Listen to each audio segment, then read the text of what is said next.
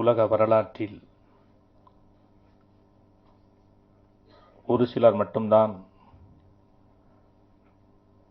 சரித்திரத்தை உருவாக்குகிறார்கள்,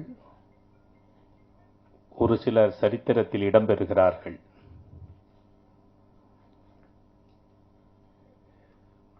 பெரும்பான்மையானோர் அவர்கள் வகுத்த பாதையில் நடைபோடுகிறார்கள்.